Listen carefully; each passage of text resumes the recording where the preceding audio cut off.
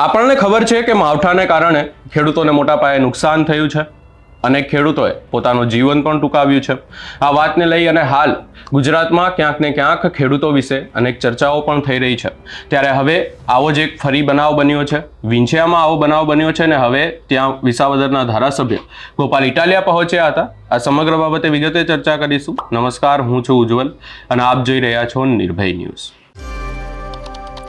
આપણને બધાને ખબર છે કે ગુજરાતમાં કમોસમી વરસાદ એટલે કે માવઠાને કારણે નુકસાન થયું છે.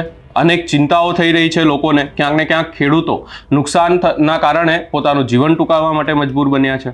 આવું જ એક બનાવ બન્યો વિંછિયાના રેવાણિયા ગામમાં, જ્યાં ખેડૂત એ પોતાના પાકને નુકસાનને કારણે આત્મહત્યા કરી લીધી, પોતાનું જીવન ટૂંકાવવા માટે મજબૂર બન્યા. આ વાતને લઈ અને ક્યાંક ને ક્યાંક વિસાવદરના ધારાસભ્ય ગોપાલ ઇટાલિયા તેમના પરિવારની મુલાકાતે પહોંચ્યા હતા અને ત્યારબાદ ગોપાલ ઇટાલિયા દ્વારા શું કહેવામાં આવ્યું સૌપ્રથમ એ સાંભળી લઈએ. રેવાણિયા ગામે ખેડૂત સ્વર્ગસ્થ ધનજીભાઈ જાદવે ખૂબ આ માવઠાની નુકસાનીની ચિંતામાં આવીને અને કેવી રીતે આ નુકસાનીમાંથી બહાર અવાશે, કેવી રીતે ઘર પરિવારનું ભરણ પોષણ કરી શકાશે એની ચિંતામાં આવીને એક દુઃખદ પગલું ભર્યું છે.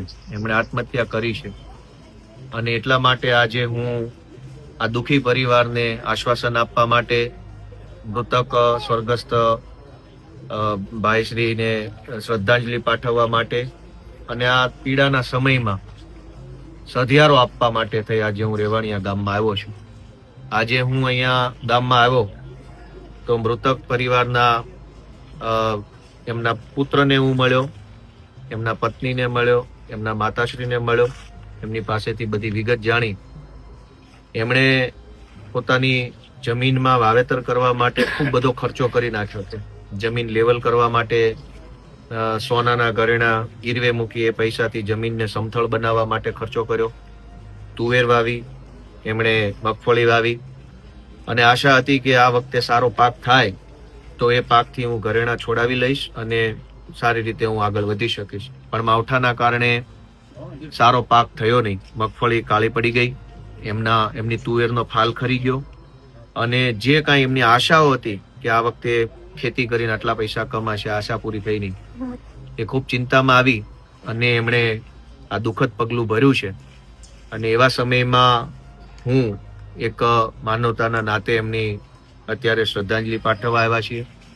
જે રીતે એક પછી એક આ દુઃખદ ઘટનાઓ બનતી જાય છે, અત્યાર સુધીમાં ગુજરાતમાંથી કુલ 4 જેટલા ખેડૂતોએ આવું દુઃખદ પગલું ભર્યું છે, અંતિમ પગલું ભર્યું છે. એક બાજુ માવઠાના કારણે મુશ્કેલી તો છે જ છે, પણ માવઠા કરતાંય મોટી મુશ્કેલી જો ઘરનું માણસ આવી રીતે દુનિયા છોડીને જતું રહે તો એ માવઠા કરતાં પણ મોટી મુશ્કેલી પરિવાર માટે હોય છે. કેમ કે માણસ હોય તો ભવિષ્યમાં પણ પૈસા કમાઈ શકાય ને બધું કરી શકાય, પણ માણસ વયું જાય તો પછી કોઈ વસ્તુ કામની રહેતી નથી. અને એટલે આ મુશ્કેલ સમયમાં આજે મેં અમારાથી જે કાંઈ બનતી મદદ હોય એ તો કરી જ છે, પરંતુ મૃતક ધનજીભાઈ જાદવના પરિવારને સરકાર તરફથી 1 કરોડ રૂપિયાની સહાય મળે એવી હું અત્યારે સરકારને માંગણી કરું છું અને પત્ર પણ લખીશ કે ભાઈ, અને ગુજરાતમાં 4 જેટલા ખેડૂતોએ આવી રીતે દુઃખદ પગલું ભરવું પડ્યું છે. કોઈને આવું કરવાની ઈચ્છા ન હોય, પણ માણસ લાચાર થઈ જાય તો શું કરે. આજે ધનજીભાઈ જાદવની વાત સાંભળી, ગામમાં આવીને આ ગામના બધા આગેવાનો છે એમના પુત્રને મળ્યા તો એમાં એક બીજી પણ વાત એ જાણવા મળી કે એમની જમીનમાંથી સરકારી પાઇપલાઇન નીકળી હમણાં આજથી 2-2.5 મહિના પહેલા. ત્યારે એમને મરચી વાવેલી હતી ખેતરમાં અને કોઈ પણ પ્રકારનું વળતર ચૂકવ્યા વગર, કશું જાણ કર્યા વગર, નોટિસ કઈ કર્યા વગર એમની મરચીને નુકસાન કરીને સરકારી પાઇપલાઇનો ખેતરમાં નાખવામાં આવી. એક તો એ વખતે મરચીમાં નુકસાન ગયું, ત્યાર પછી દિવાળી પહેલા જે વરસાદ આવ્યો એમાં તુવેરનો ફાલ ખરી ગયો, એમાં નુકસાન ગયું. અને છતાંય જે કાંઈ વધેલું ઘટેલું અનાજ કે પાક પાકે એવું હતું, આશા હતી કે મગફળી થોડીક પાકશે, થોડીક તુવેર થશે, એમાં આ દિવાળી પછીના માવઠાના વરસાદના કારણે નુકસાન ગયું. એમ 3 વખત એક જ ખેતરમાં એક જ ખેડૂતને નુકસાન ગયું. એમને ચિંતા થઈ કે દવા ઉધારમાં લાવ્યા છીએ, મજૂરી ટ્રેક્ટરો ચલાવ્યા હોય, હાથી ચલાવ્યા હોય, એનું પણ ચૂકવવાનું બાકી છે, ખાતર લાવ્યા હોય એનું બાકી છે, અને આ બધા પૈસા હું કેવી રીતે ચૂકવીશ. અને સૌથી વધુ ચિંતાનો વિષય કે ભાઈ બહેનો દીકરીઓના કે વહુના ઘરેણા ગીરવે મૂકી અને જમીન લેવલ કરાવી હતી. તો ઘરેણા છે એ લાગણીનો વિષય છે. ઘરેણા બહેનો દીકરીઓના ઘરેણા છે એ એક આપણા પરિવારની એક ભાવના છે. એમને એ પણ ચિંતા થઈ કે ભાઈ આ ઘરેણા મુકાઈ દીધા, હું છોડાવી નહીં શકું તો વહુ દીકરીઓને શું મોઢું બતાવવાનું. અને આ બધી ચિંતામાં આવી અને એમણે સર્વેના નાટક આલે છે. સર્વે શેનો? સરકારના મંત્રીઓ પોતે ખેતરે ખેતરે જઈને ફોટા પડાવી આવ્યા છે. એને જોયું જ છે કે કેટલું નુકસાન થયું, શું થયું. પછી ક્યાં સર્વેની વાત રહી? સરકારને એમના મંત્રી ઉપર તો વિશ્વાસ હોવો જોઈએ. સરકારના બધા ધારાસભ્યો ખેતરે ખેતરે ફોટા પડાવી આવ્યા છે અને એમણે નજરે જોયું છે કે આખા ખેતરમાં બધા જ પાકનું નુકસાન થયું છે. સરકારના ધારાસભ્યો, સરકારના મંત્રીઓ પોતે જોઈ આવ્યા છે અને પછી સરકારને કીધું કે નુકસાન થયું છે. તે પછી પણ સર્વેની વાત ક્યાંથી આવી? તમને તમારા ધારાસભ્યો પર વિશ્વાસ નથી, મંત્રી પર વિશ્વાસ નથી, એટલે આ સર્વેના નાટકની અંદર ખેડૂતો આત્મહત્યા કરી રહ્યા છે. હજુ પણ અમારી તો સરકારને વિનંતી છે કે આ સર્વે ફર્વે બંધ કરો અને જલ્દી ખેડૂતના હાથમાં જે કાંઈ એને દેવાપાત્ર રકમ છે એ ઝડપથી આપો તો ખેડૂતનો જીવ બચશે. નહીતર હજુ પણ ન કરે નારાયણ, કોઈક ખેડૂતે આવું આકરું પગલું ભરવું પડશે. એટલે ઝડપથી ચૂકવાઈ જાય, જે કાંઈ નુકસાન થયું છે એ પૈસા ચૂકવાઈ જાય, લેણું માફ થઈ જાય. જે પણ ખેડૂતોએ વ્યાજે પૈસા લીધા છે, ધિરાણ લીધું છે, લોન લીધી છે ખેતી કરવા માટે, એ બધી લોન ઝડપથી માફ થઈ જાય.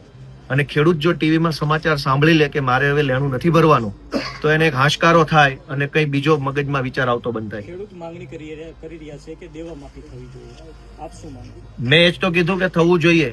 ખેડૂતને, અનેક ખેડૂતોને ચિંતા છે અત્યારે કે હું કેવી રીતે પૈસા ભરીશ, ઉધારમાં લાવ્યો છે એના પૈસા કેમ ચૂકવી છે. ચિંતામાં માણસ શું પગલું ભરી લેશે નક્કી નથી. સરકાર જો આજકાલમાં જાહેરાત કરી દે કે કોઈએ લેણું ભરવાનું નથી, ધિરાણ લીધું હોય, લોન લીધી હોય, વ્યાજે રૂપિયા લીધા હોય, નથી ભરવાના, એવી જાહેરાત જો કરી દે તો ખેડૂતને એક હૈયા ધારણા, એક આશ્વાસન મળે કે સારું હવે પૈસા ભરવા પડશે નહીં, તો કોઈનો જીવ બચી જાય.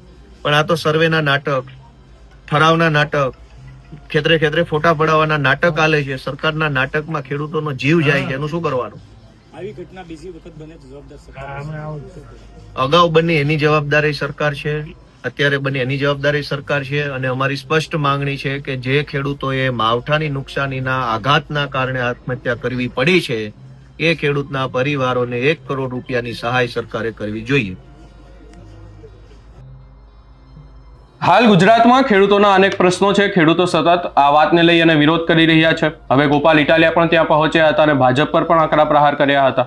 આ સમગ્ર બાબતે આપનો શું અભિપ્રાય છે એ અમને કમેન્ટ કરી જરૂર જણાવશો.